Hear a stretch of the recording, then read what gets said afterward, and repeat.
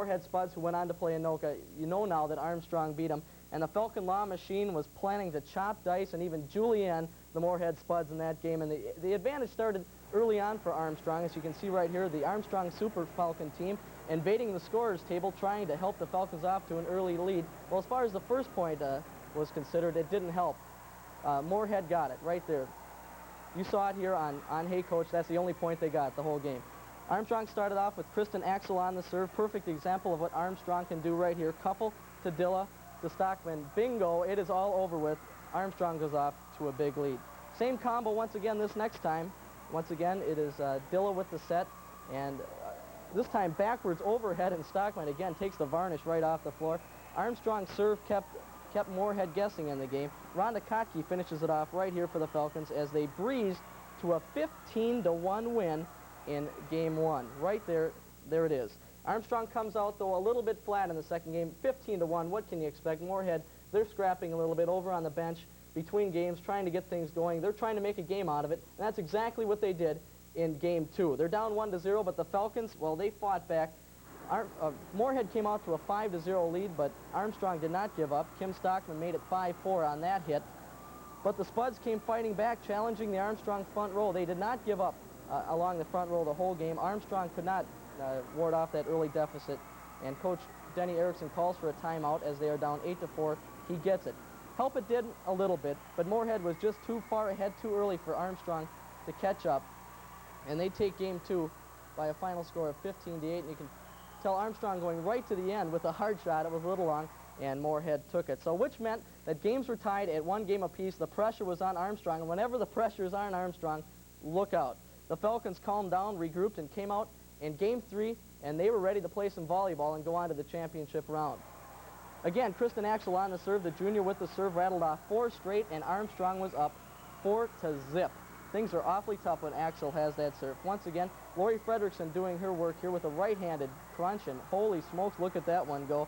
Armstrong just kept it rolling. Jackie Dilla got into the offensive side of things here, blocking one, and Armstrong went up 10-1 at that point. So Armstrong just on the roll. Kim Stockman turned out to be, she turned out the lights on this one. You can barely see it. She hit the opponent right in the face, and luckily there wasn't an injury on the play, but she was down for the count, and that really took the spirits away for Moorhead. And Stockman took over the serve, and Armstrong goes on to win the game by a final score of 15-2. The final score, once again, in game one was 15-1. Second game, Moorhead took it 15-8, and then Armstrong they took it going away in that third game by a final score of 15-2, and things looked mighty good for Armstrong after that performance over Moorhead. Right, we mentioned earlier how they were challenged in the first round against their opponent, St. Paul Johnson, and they had a tough time there, and it seemed to prepare them, though, for this second round match, the semifinals. They came up against a team, like Moorhead, and Moorhead was tough, but Armstrong came away with a 15-1 win, and then in that last game, a big win also. So if there's ever a way to get your team ready for the finals, that's the way to do it. Yeah, Moorhead did come out in that second game and really show Armstrong, and it's something they needed because they went on to face the Duluth East Greyhounds in the championship game. The Falcons still said, leave the driving to us, though, if you will, and here's a case in point. Early on in game one, Jackie Dilla drives one deep, and Armstrong claims the early lead. Duluth East on the serve now. Once again, Dilla is expected here on the bump to set up teammate, but no way. She takes it here herself on the high bump for the point. Armstrong's service, it kept Duluth East guessing all game. Sue Urban on the serve coming up here. And all game long, the serving was awfully tough for Armstrong, and on game point, that'll show you just how tough it was. Armstrong wins the first game by a score of 15-8. Now, with one game up against the unbeaten and the returning unbeaten Duluth East, the returning state champs, you know, the pressure really mounted on the Greyhounds. They were probably the favorite coming in, but after one game, they have to be called the underdog. Adding to the pressure was Armstrong's service, which means Kristen Axel off the start, and which usually means a point, and in this case, it did.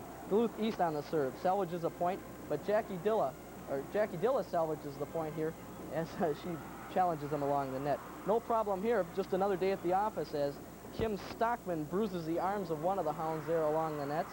Dilla, she spins off a good bump here. You can tell on the very next play, Jackie Dilla gets it. You expect her, she's been setting up her other players so well. This time she takes it on the spin. Here's a good example of a longer volley. Dilla takes over the serve. Stockman blocks the ball, along the net right here, but Duluth East hangs on with it. But Armstrong gets it back. Dilla puts it backwards overhead once again, and Lori Fredrickson, with the left hand, finds the open floor. Now, they were dancing in the aisles as Armstrong went over to they took the championship. The final score 15-5, make it the 5th consecutive Class AA volleyball title for Armstrong. And Coach Denny Erickson explains how they did it. Saved our best volleyball for the last month of the season.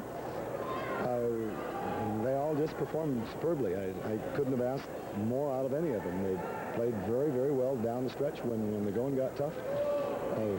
Our one concern was with the fact that we had a predominance of juniors, and we just couldn't have asked more out of them.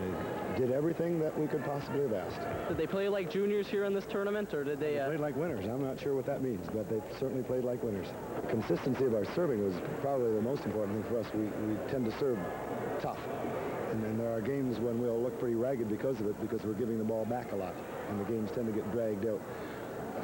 We serve percentage-wise probably in the high 80s or low 90s, which is very high for a team that serves as tough as we do. And the philosophy behind that is simply for us to serve well enough, tough enough to get a lot of free balls, which should generate offense if we've got any offense generated. And Stockman was hitting the ball well. Kotke hit the ball well for us. Fredrickson, they all did. What made the difference in the state tournament here for you to be able to emerge to the top? I really have no idea. I suspect it was the efficiency that they were able to play with. They just didn't make a lot of mistakes. They made the other team play the game, and this is a very difficult arena to play in. The noise is very loud. A lot of the teams that rely on a lot of conversation out there have a difficult time with signals and that kind of thing because they can't be heard. How about the emotion factor? The girls that had never been here before, Jackie Dill is the only one. Was there a emotional factor in the games? Well, not other than the fact that it got them to their peak. They just performed, extremely well. I don't know that they were too emotional. I thought that's one of the things that we discussed before the games. We have to deal with the problems that go on out there very intellectually, and although there's an element of emotion in all of our play. Well, we're happy we won, and we're glad to keep playing. We played hard. We came here to play. We wanted to play, and our team was just ready. We just did everything we could. Before each game, or when it comes to a crucial moment, you get in a huddle right in the center of the court. What goes on there? Well, we cheer each other on and say we're going to take it one ball at a time, play our best, not worry about what happens, because we know we're going to make mistakes, and can't worry about that. We just got to go ahead, play forward, and not look back. Is that the way that Armstrong won this championship, taking it 1 point at a time? 1 point at a time, play the ball to the best of our ability. Well, apparently that's the way to win state championships, as Armstrong defeats unbeaten and untied Duluth East 15-8, 15-5, the 5th consecutive state volleyball championship for Armstrong. And looking down the roster, you'd have to say chances are very good, even though it's 1 year off, that they'll get number 6. Exactly. This year was the year that they weren't supposed to do it. They had one person back, Jackie Dilla, who you just heard from. She was the only one back. Everyone else was unknown, but somehow Denny molded them through the season, got them together. And now all of them, except one, are going to be back next year, so watch out. Armstrong Volleyball is well and alive. Well, other than the state volleyball championships, there was swimming going on the